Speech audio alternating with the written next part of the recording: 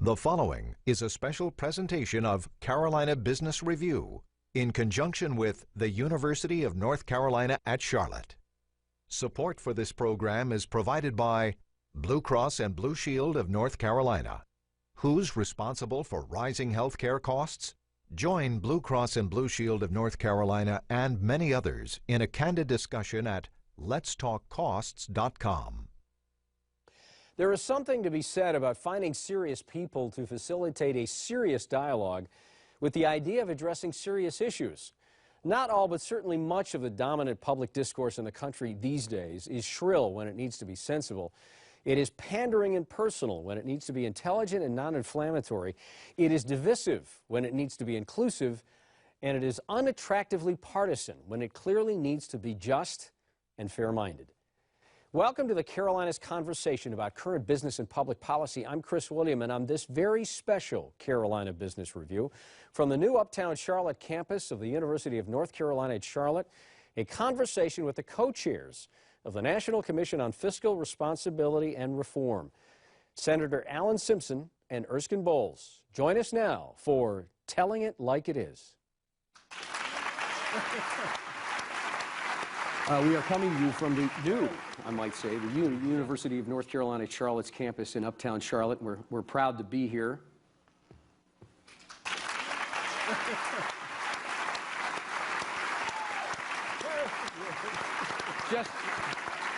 Just a little leading. Thank you for your indulgence there. There is a Senator, Mr. Bowles, Mr. Simpson, you know, there is so much talk. There is so much acute debate. There are so many hurt feelings, if you will, and they're shrill voices.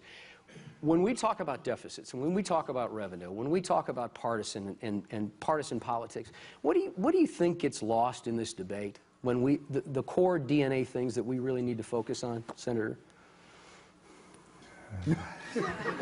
Well, first of all, we don't get to know each other anymore.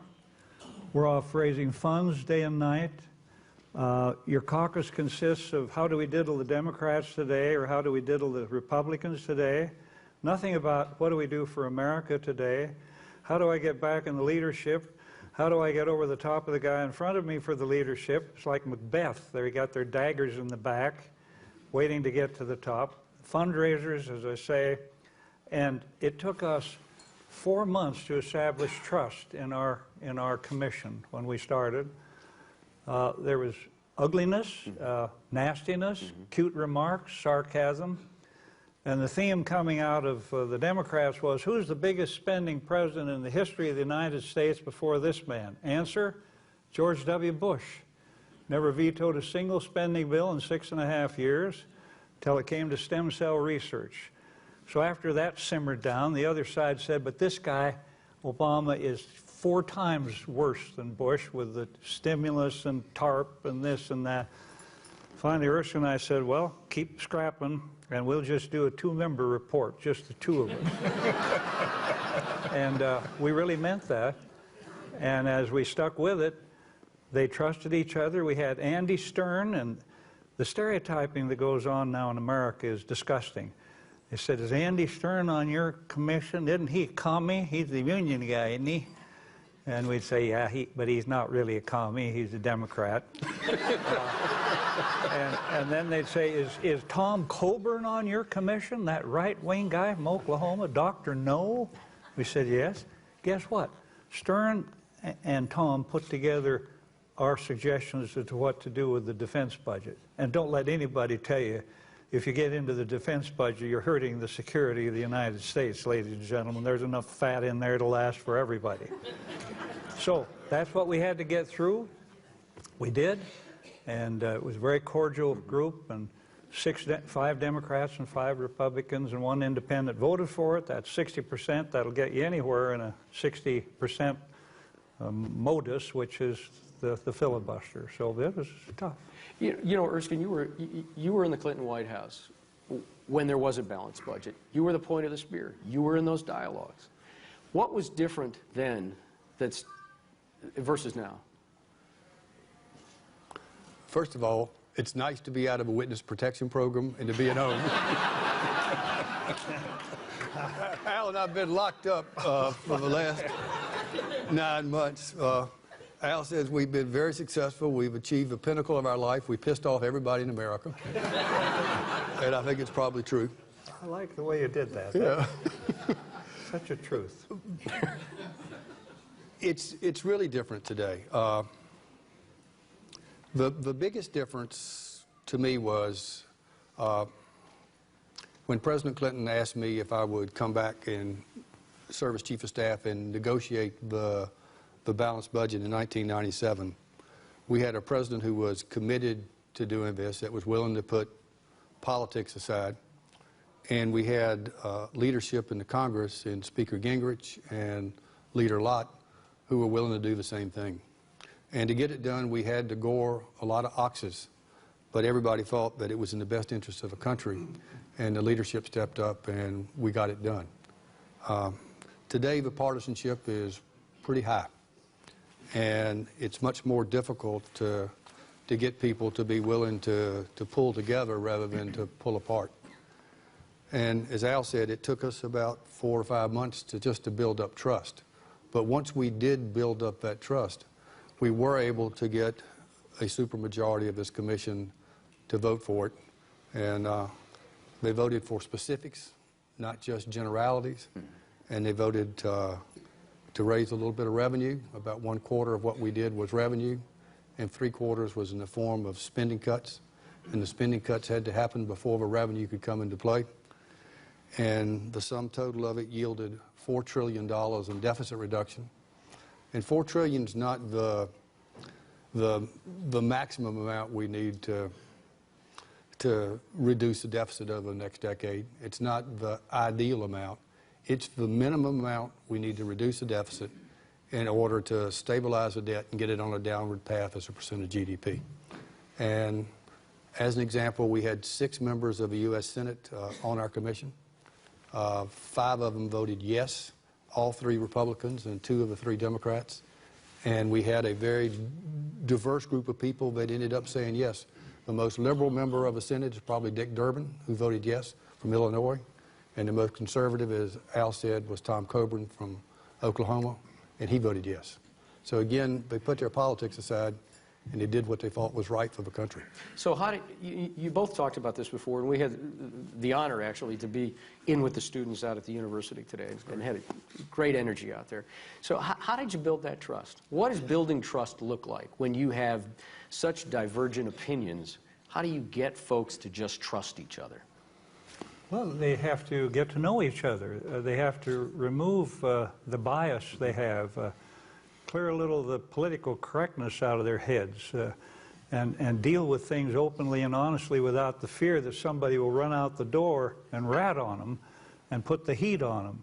So we met sometimes in private, if you will.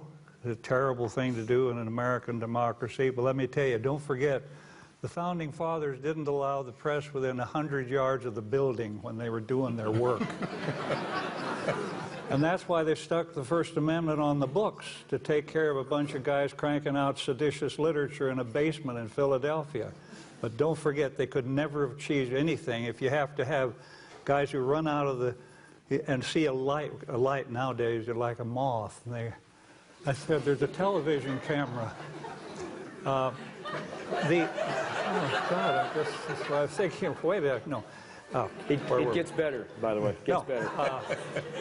Where the hell were we? Oh. Trust. We just came to know each other.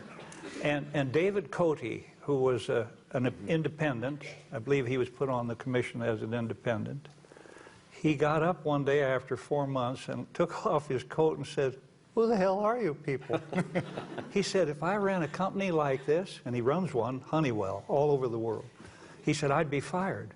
You people know what to do, you know exactly how to get there, and you don't do anything, and you've just been in here arguing with each other. This is disgusting. And that was a defining moment that day. And then we had Javier Becerra, Democrat, represents a terribly sensitive area of minorities. And he put up a rule. He said, you know, I'm tired to listen to the fighting, but if you don't like what Bowles and Simpson are doing, put up your own plan or shut up. And man, that was gutsy. He's a good man. I don't know what he'll do. He's on this commission, too. 4 of our guys. The super committee? Yeah. Bashara, Henserling, and Camp and Baucus were on ours, all voted against it for various reasons that they shared. But they're on this one. And so we'll see what happens. What? Would you expect a different outcome with them on the super committee? Yeah, I would. I would think one of them, we only need that one vote. If they're going to play sheer politics, 6-6, one of those guys is going to jump ship somewhere. And I don't know who it would be. And I wouldn't put the heat on them because whatever they do, they'll be savaged by the AARP and Grover Norquist. But the world has changed a lot since December when we submitted our report. How so? Well, first of all, you know, I think the odds are better that we're going to get something to come out of this thing than it was a little while ago. And I think it's some chance that we can because, A, they only have to get a simple majority, and we had to get a supermajority. B, you all are better informed today than you were back in December of a year ago. You know, we had this whole debt default fiasco this summer, which I think people realized, boy, we got a real problem in this country. And secondly, we've seen what's going on in Europe, and we know that can happen to us. And if you look at our balance sheet, you can see that we have some of the same problems that they had.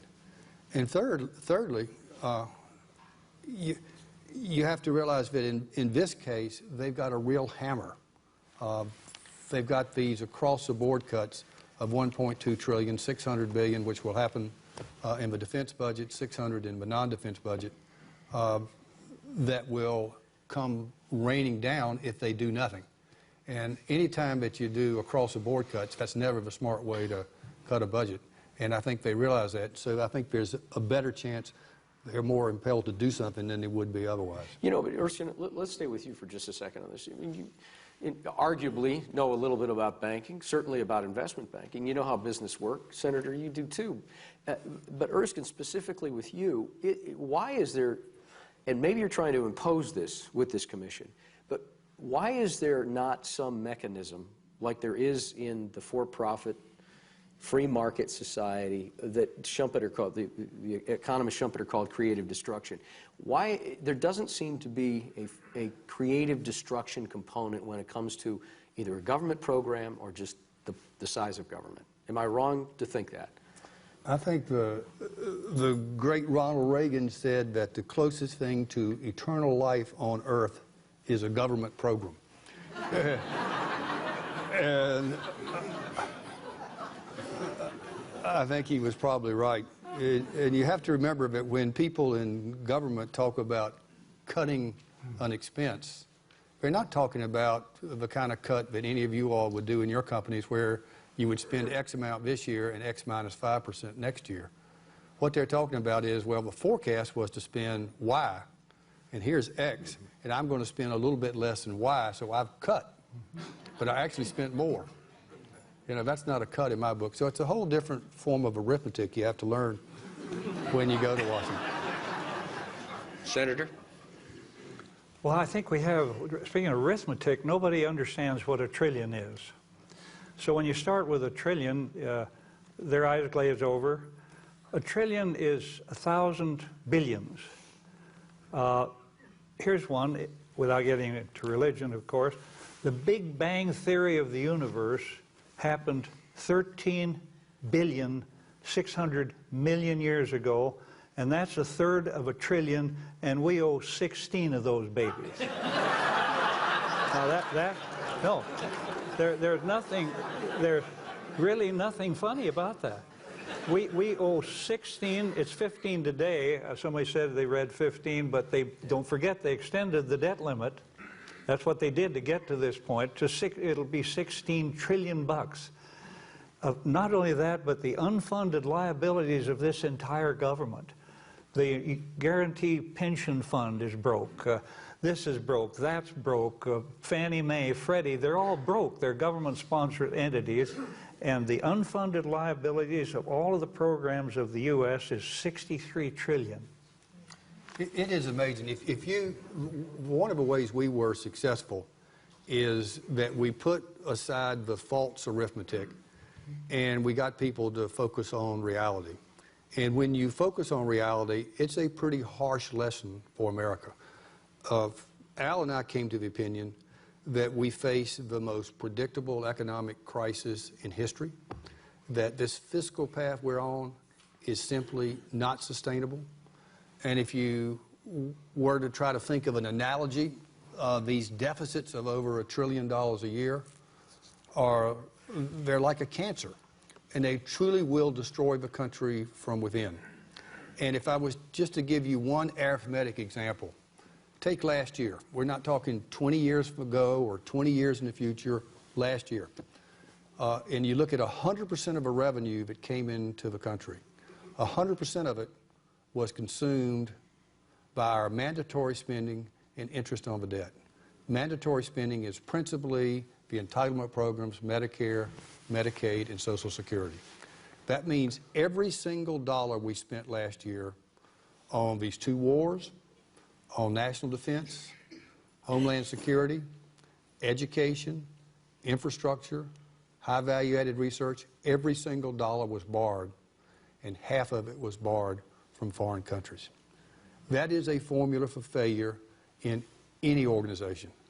And if this super committee decides to take the ostrich theory and just stick their heads in the ground and we do nothing, by the year 2020, we will be spending over $1 trillion a year on interest alone. Now think about that. That's doubly bad for America. It's bad for a couple of reasons. First of all, that's $1 trillion we can't invest in this country, in education or in infrastructure or in research to create the next new thing. But it's also $1 trillion that is going to be invested in Asia to educate their kids, to build their infrastructure, to create the next new thing over there so the jobs of the future are there, not here. That's nuts. And that's what we wanted to put a stop to. And all of these guys who came up to us with the political talking points, it drove Al and me crazy. You know, they said, oh, we can grow our way out of this problem. You could have double-digit growth for decades and not solve this problem. Other people, you know, Democrats, there's usually one or two in the audience, the Democrats would come tell me, oh, we can tax our way out of a problem. You can't solely tax your way out of a problem. Raising taxes doesn't do a darn thing to change the demographics of a country or to change the fact that healthcare costs are growing at a faster rate than GDP. And if you wanted to solve it, you know, with taxes alone, you'd have to raise the highest marginal rate to 70%, the corporate rate to 80%, the cap gains and dividend rate to 50%. How many businesses are going to be started in Charlotte with that? Zero. It's like crazy. And the other groups come and say, well, we'll just solve it with cuts. Believe me. But what they're talking about, you see them on these Sunday shows, they say, I want to solve it with cuts, but I'm not going to touch Medicare, I'm not going to touch Social Security, I'm not going to touch, you know, interest on the debt, and I'm certainly going to make sure that, you know, that we stay safe and secure, so I'm not going to touch defense. Well, if you leave all that alone, you got to cut everything else by about 75%. So what we said is, let's get real. Let's do what we have to do. And if we had to do a 2-page report or a 2-person report, that's what we're willing to do. What is the magic ratio of raising revenue and spending cuts? On the revenue side, basically what we said is we have the most anti-competitive, inefficient, ineffective tax code that man could dream up. It's just crazy. You know, we net, people just can't believe this, we net $1.1 trillion in total tax revenues coming into the country. And people say, how can our tax rates be here and we net so relatively little? It's because we have $1.1 trillion of spending in the tax code. It's just backdoor spending. There are these deductions and credits, many of which people in this room like. So what we said is, hey, let's get rid of all of them, 100% of them. If you do that, There are 1.1 trillion of them, and let's use 92% of that money to reduce rates and 8% to reduce the deficit. That would yield about $100 billion a year to reduce the deficit, or about $1 trillion over 10 years. So that's where our revenue came from. And we could take rates, and you correct me if I miss this, 8% up to $70,000, 14% up to $210,000, and a maximum rate of 23%. And we could take the corporate rate down to 26%, and we could pay for a territorial system so that $1 trillion that's now captured overseas could be brought back to this country to create jobs here. I think that would create dynamic growth, it'd create lots of jobs here, and it certainly makes a lot more sense.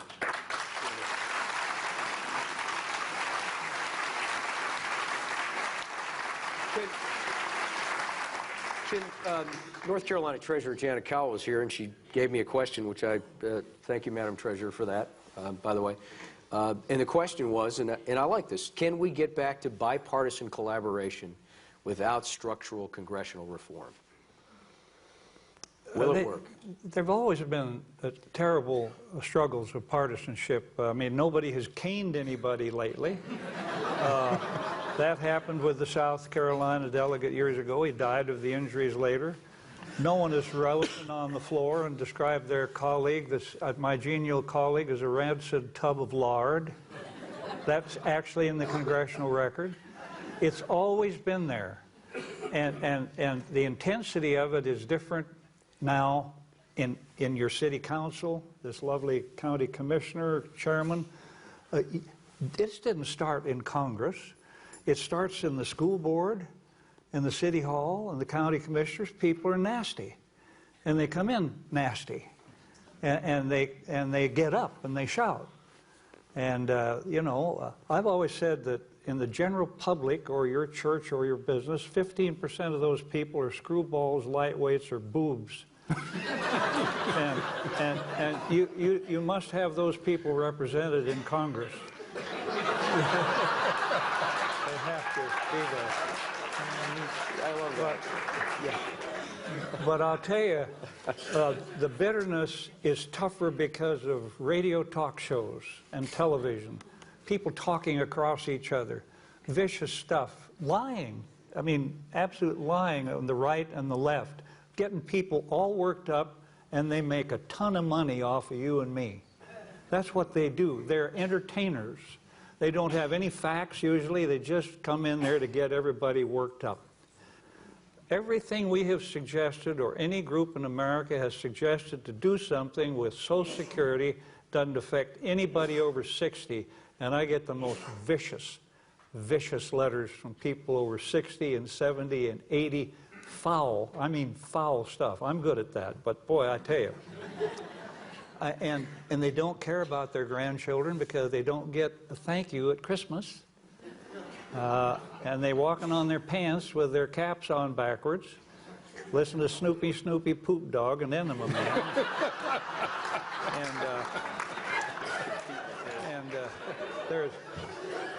There's a real break in society.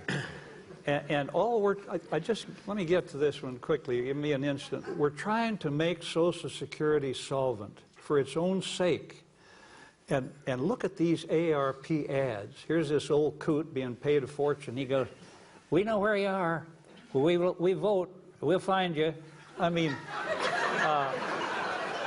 let me tell you, if you can't stabilize Social Security for its own sake without these guys saying, "You're balancing the budget on the backs of poor old seniors," that is an absolute terminological inexactitude, which means lie.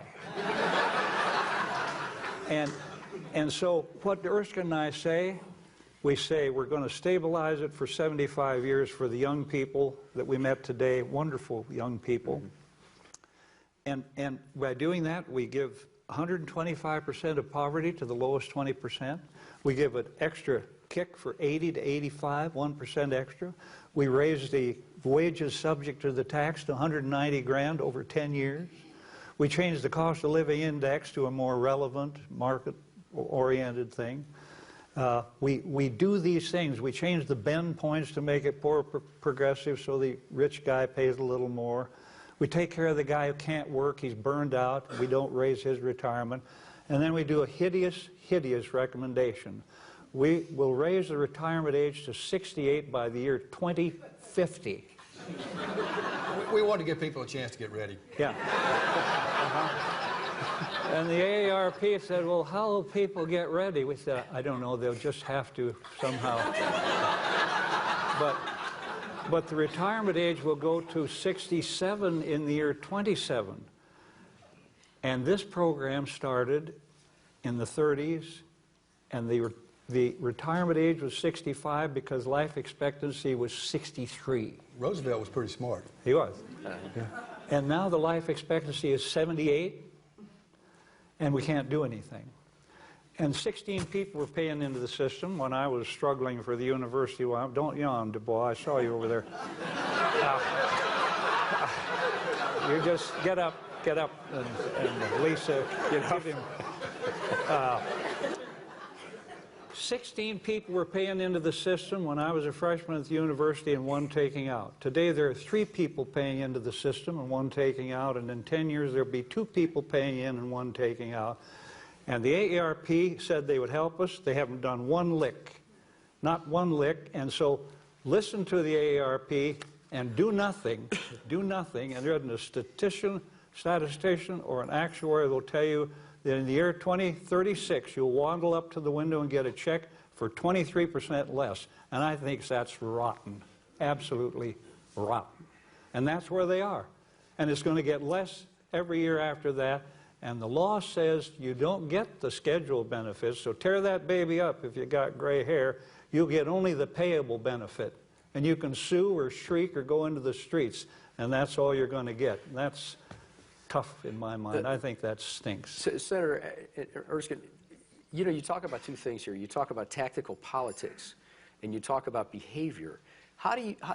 Okay, let's say you do get the Commission on Reform. Let's say you get it the way you want it, you get it passed, but how can you make sure that the character, that you can't legislate character? So you were talking about that it is getting nastier. We all see it, we all feel it, and we all don't like it. So what do we do about that? Dear colleague. Yeah. I babbled on a little extra there.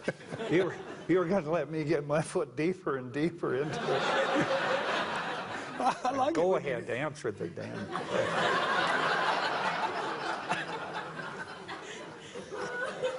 I should never answer a political question. I have empirical data, but I'm not very good at politics.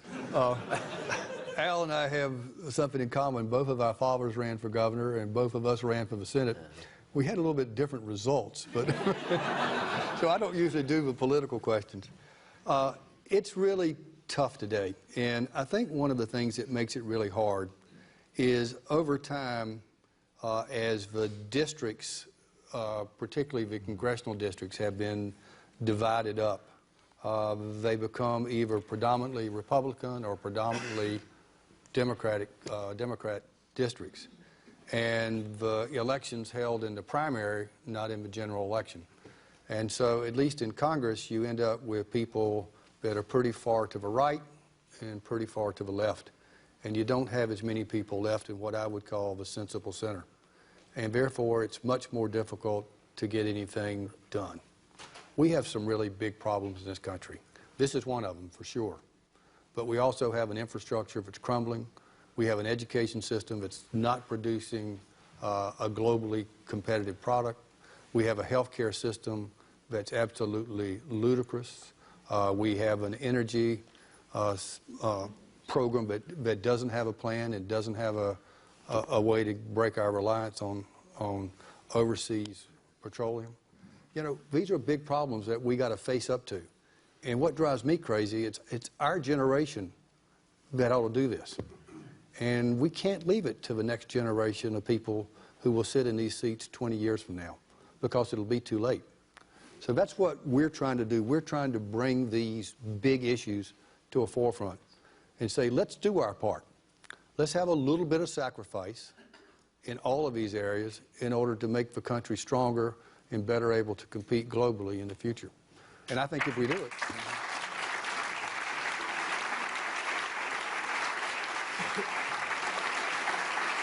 Senator, we're taking some questions from the audience, and City Councilman Edwin Peacock writes, will you repeat and explain your definition of politics? Oh, this is it.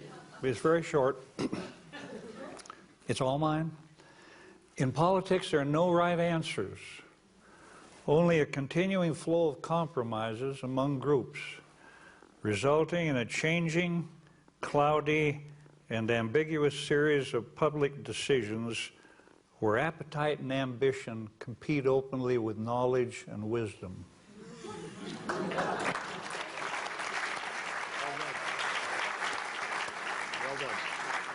There are more people now dealing with appetite and ambition than ever knowledge and wisdom today. And Erskine, Dave Craven is the student body president at the University of North Carolina at Charlotte, and he writes, what is the role of higher education in the economic recovery?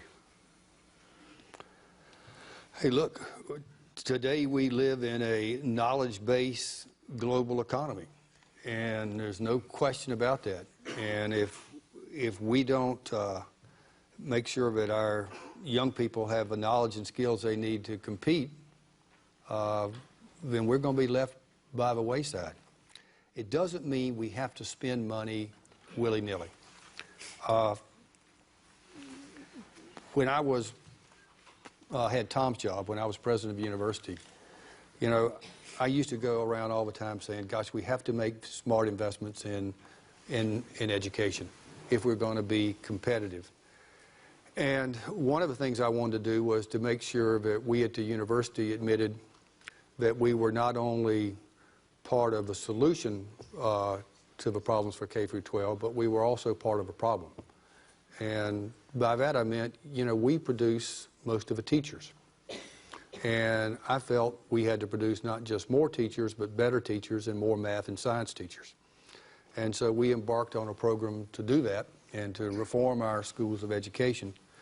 And I asked on one of my first days, I said, well, aren't there some federal programs that we can turn to provide resources to help us improve the quality of teacher education? And sure enough, there were some.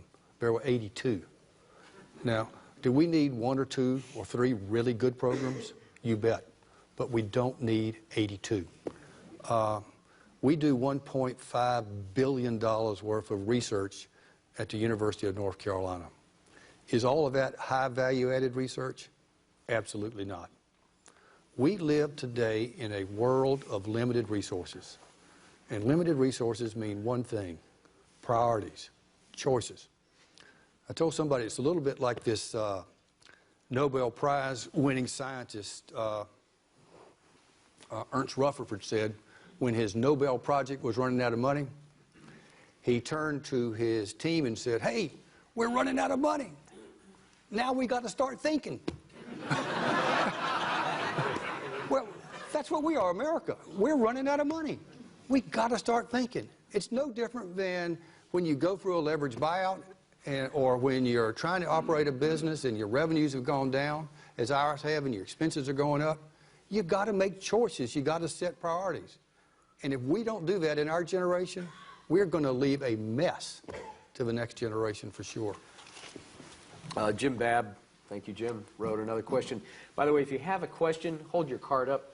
Can't guarantee that we're going to get it. We've got a couple up here in the audience, about 2/3 of the way up. So if you hold your card high so some of our spotters can see it. Jim Babb says, Erskine, Senator, are you as a team prepared to campaign and/or endorse those who commit to supporting your recommendations? Oh, we don't beat them up. There's no need to do that. They know what to do. Every single one of them knows exactly what to do. Why would you go? I tell you, I think the people who chicken out this trip and don't get this done, and November 12 comes up, I think they're going to get beat. That's my hope. I think the guys that chicken out and won't bite the bullet, won't do what they know they have to do, will go back to their constituents and get up and say, well, you got to waste, fraud, and abuse, and Nancy, you didn't like. No, you didn't have the guts to take into the Big Four And we're going down the tube. In a year, the tipping point could come. What is the tipping point?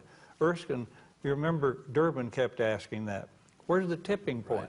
Right. The tipping point won't come on any screen. It won't come with any PowerPoint. It'll come when the markets decide that this is a totally dysfunctional bunch of squirrels who can't get anything done, who can't get it done. And these are good people, but they will call them names like squirrels and everything. They'll say these are boobs, these are idiots, buffoons, and that's unfair. But they've got pressures from you and from the ARP and from veterans and this and on and cowboys and Indians and farmers. No, don't forget what's out there. And let me just mention one thing in the Defense Department. We asked them how many contractors they had, and they said, well, it's quite a range. It's between 1 million and 10 million. Very narrow range. Very narrow band. And then we said, well, how much do they get paid? Conrad, the Democrat, asked for an audit years ago. They said, we don't audit. There's no way to audit the defense budget or the contractors. No way to audit them at all. And then there are these programs. So if you want to know how tough it is, pick this one. And if I weren't a veteran, they would have burned my house. I was on active duty for 2 years in Germany. I was in the reserve. If I'd spent just a few more years, I would have been in I would be a military retiree. Now, I know what they gave up. I know that. Maybe I know, too, that maybe 10 or 12% of them were in combat or combat theater. Many of them were totally in the reserves, totally in the National Guard, and they are military retirees. Doesn't matter what they went on to and what they made after that. And they have their own health care plan called TRICARE. And the premium is $470 a year and no copay. And it takes care of all their dependents, and it costs $53 billion a year. We went to Gates. We said, hey, Bob, surely you could do something with this. This is impossible. You can't continue a program like this. He said, be my guest. I don't want to get torn apart for the 8th time by the professional veterans, the VFW, the American Legion, the DAV, and I'm a member of those groups, except for the DAV. And I'm telling you, you try to get, that's what's out there in this country. And people will come up to me and say, you hate veterans. You're a commie, you're a pig. I said, pal, I'm a realistic American, and anybody who's working at a 6-figure job after being a military retiree that can't cough up more than $470 a year, which is nuts, and you're nuts. I mean, I get it. It's absolutely impossible. That's the stuff that's out there. Let me give you an example. This is every time that Al and I go talk somewhere, and we've done, gosh, 100 or so of these now, trying to get people to really join us in this fight. And people ask us, well, what is the cause of these deficits? You know, why do we have them? And we always say, well, you tell us. And every time they say the same things. They say it's waste, fraud, and abuse. It's Nancy Pelosi's aircraft. Nancy Pelosi's aircraft. Congressional salary. Yeah, I agree. All subsidies and foreign aid. And that's what we hear all the time. And you could take all of those and glump them together, and it would be a really, really minor part of any part of a problem. The problem really comes from 4 things. And if I forget, you got to help me out. Oh, you're doing pretty well. We haven't had anything to drink, that's for sure. These are. But we're going to. Yeah, but they don't. They've had a few. Yeah. The first cause of these deficits, by far the biggest cause, is health care. We spend twice as much on health care in this country as any other developed nation, whether you talk about it as a percent of GDP or on a per capita basis. And our outcomes, we rank somewhere between 25th and 50th in things like infant mortality and life expectancy and preventable death. So we're not getting much bang for our buck. Health care is by far the biggest. Second biggest is defense. You know, we spend more than the next 14 largest countries combined on national defense. You know, it's causing us to hollow out the country. And I'll tell you how crazy it is. You know, we have this treaty with China, with Taiwan, that will protect them if they're invaded by China. The only problem is we'll have to borrow some money from China to do it. You know, it's like crazy.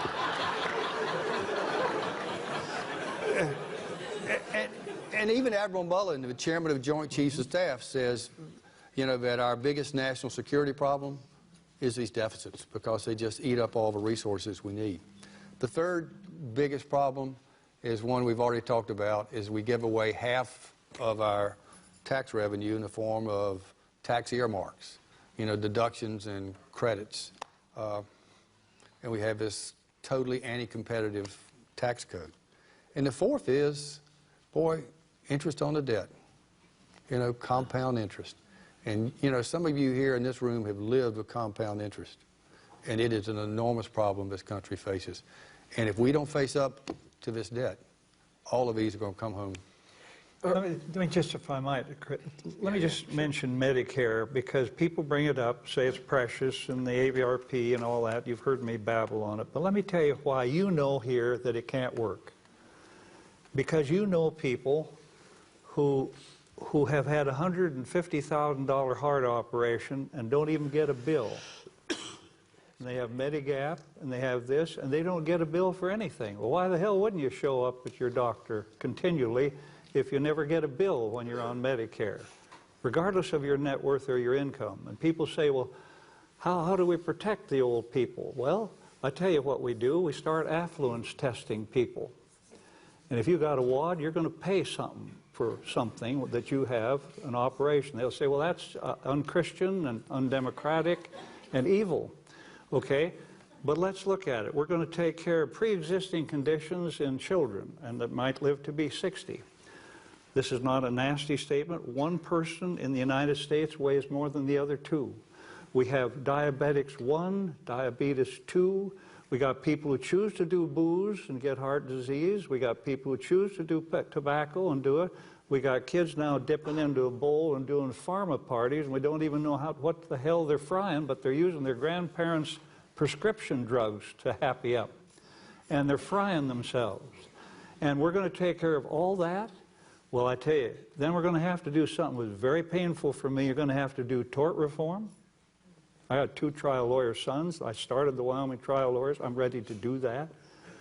And you got to take doctors down a peg, and you got to take providers down a peg, and you got to make hospitals keep 1 set of books instead of 2. That's what you do.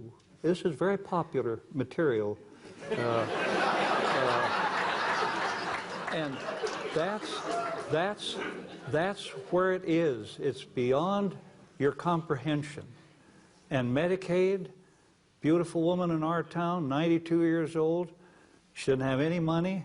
She lasted 10 days. We all loved her, tried to keep her going, and her children were stunned when they got the bill for $900,000. But they gave her the airlift. It's important to have the airlift, although it's only 20 miles away, because that costs a real bundle. And then the ambulances, and then the sonar, and then whether she should have a heart transplant at 92. Didn't do that, but I mean, doctors are terrified by lawyers. They over prescribe. They don't over prescribe. They over the diagnosis. Anyway, those are terrible things to talk about. And if you do, you're nasty, you're smart aleck, you're ugly. It's just very sad. It's all personal now. Your idea is not as stupid. You are stupid. That's what it is now. You've personalized the thing. What we figured out on health care was based on a lot of experiences that people had. As Tom Ross has been so lucky to learn, the public health care system in North Carolina, reports to the president of the university. And before I went down there, I had a chance to be vice chairman of Carolina's Medical here. So I had some experience in health care. And one of the things we know is the 50 million people in this country who don't have health care insurance get health care. They just get it to the emergency room, where it costs 5 to 7 times the amount it does in the doctor's office. And that cost doesn't just disappear. It gets cost shifted. And it gets cost shifted to you in the form of higher taxes and higher insurance costs. So what we said is, look, we think everybody ought to have health care insurance, but if everybody's going to have health care insurance, then by God, we as a taxpayer shouldn't pay for anybody to have a Cadillac plan, but we ought to provide people a pretty good Chevrolet. And of course, that got us into a lot of trouble with the unions. We also said, but look, everybody ought to have some skin in the game. We ought to do away with first dollar coverage. And that wasn't a very popular thing. But we said if everybody's going to have health care insurance, then everybody's got to have a medical home. And if everybody's got to have a medical home, then it means we got to have more primary health care providers, which means we need more primary care physicians, more nurse practitioners, more physician's assistants. And that means that universities like ours ought to be training more of those types of health care providers than specialists. We also said, look, if people are going to have prescription drugs, then by golly, if the taxpayers are going to pay for it, then they ought to, have generic drugs if those are available. In addition, we said, hey, look, why in the world should we as taxpayers, subsidize the cost of prescription drugs? Why in the world should Medicare be able to negotiate for the price of prescription drugs? Today they pay 40% more for prescription drugs than the VA does. That's crazy because that's the taxpayers paying it. We also said, as Al said, that anybody who doesn't believe doctors and other healthcare providers practice defensive medicine is crazy. They do. You see it every day, and that drives up the cost of healthcare. So we said there's got to be real tort reform, real malpractice reform. We also said, look, we got to start paying for quality, not quantity. And we got to do something about this whole end-of-life scenario without talking about things like, death squads and things like that. And we think if we do that and we put it in hard form arithmetic, which is what we did, you can really bring down the cost of health care. Erskine, last summer, when Congress could not agree on a debt limit and Treasury markets, for all practical purposes, were more than just unstable, do you think that was a tipping point when it came to the public's perception of what Washington can do or not do? I think it was a learning experience. I thought that was pitiful. I thought it was disgusting. I know it hurt our global reputation. People, other countries, companies throughout the world lost a lot of confidence that we as a nation would actually stand up and do something about our long-term fiscal problems. And you could see the market. That's against a default on various types of debt instruments. And the premium you would pay on in July of last year on a default on U.S. Treasuries was greater than the premium you'd pay for default on the debt of Mexico, Panama, the Philippines. I mean, it's pitiful. And it hurt us a lot. And as you all know, the S&P downgraded our credit. Luckily, Moody's and Fitch didn't, but they put us on negative watch. And I believe if we don't stand up and do something about these huge deficits and get them under control, that you'll see us have further downgrades. And in time, when the world quits focusing on Europe and starts focusing on us, we'll no longer be the best-looking horse in the glue factory. They'll come after us, and when it does, you want to see these deficits go up, you just look at what's happened when interest rates return to normal levels. And when this happens, this is the terrible irony. When this happens and the tipping point comes, and don't forget Italy's on the ropes with a debt of $2.6 trillion. We're on the hook for $16 billion. And Italy's a trillion. And Italy, as I say, is $2.6 trillion. But the tipping point, when it comes, interest rates will shoot up and inflation will shoot up, and guess who gets hurt the worst? The little guy. The most vulnerable people in society will be the most hurt in that scenario. The money guys will always take care of themselves. They always have. The reason they used two-wheeled hand carts in the Middle Ages was so they could get the artworks rolled up and move and stick the gold in the bottom of the cart. And they will always take care of themselves. And the little guy is the guy that's going to get hammered. And he will. Senator, can we do this, though? Can we do any of this? And Erskine, same question. Can we do this without real election reform? Without, you know, no more 5 or 6 terms in Congress or Senate or the Senate? I don't think that's the problem. I really don't. There are a lot of good people up there. I'll give you a good example. Yep. You know, I ran against Richard Burr, and obviously nobody's calling me senator today. They've called us every... Yeah, they called us everything else. But we couldn't have been successful on our commission without the help of Richard Burr. He went to Tom Coburn, who was on our commission, who's one of his closest friends and probably the most conservative member of the Senate. And he said, you know, you can trust these guys. You know, you can work with them. Give them a chance. And that's all you can ask for. There are plenty of people up there.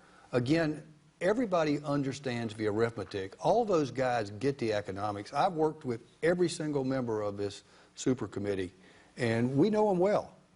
It's whether or not they have the political will to do it. And the only people who can give them the political will is you. And when I go talk to business groups, you know, and I've spent my life in the business world, and, you know, we're as big a cowards as those guys in Congress are. Because, you know, people will come up to me and say, this is the right thing to do, let's do it. You know, we got to reform the tax code, we got to reduce health care spending, we got to get Social Security to be sustainably solvent. I'm for it. I'll help you.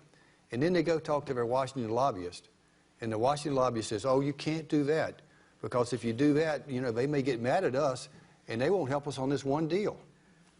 We've got to put that one deal aside. Everybody is like my mama.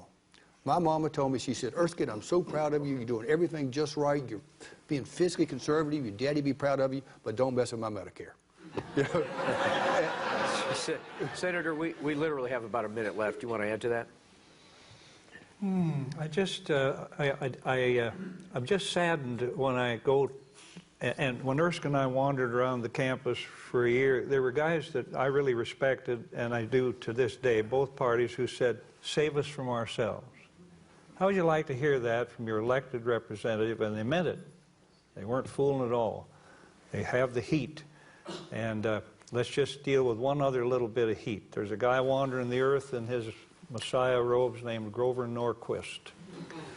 He represents the Americans for Tax Reform. He went to all these people during the glory years where the flowers were strewn, and he said, sign a pledge that you will never raise taxes under any situation unless there's a corresponding spending decrease. And they signed. 95% of the Republicans in both houses have signed it, either one time or another. Those who signed it years ago, a couple of them have said that was years ago, not now. And so he takes it out, and then Coburn went in and took $6 billion from ethanol, took it right out of the tax code as a tax expenditure, and Grover called that a tax increase. And Coburn said that's ludicrous. Not only ludicrous, it's deceptive. So here's this guy, and he can't murder you.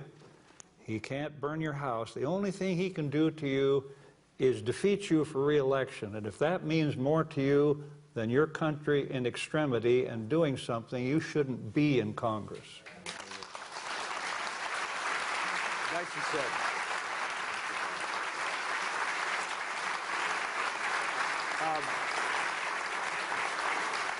Senator Simpson, Erskine Bowles, you are kind for your service.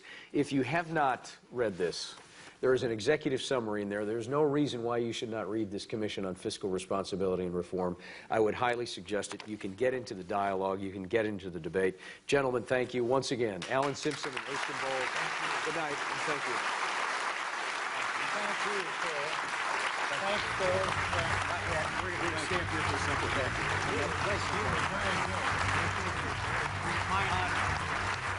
This has been a special presentation of Carolina Business Review in conjunction with the University of North Carolina at Charlotte.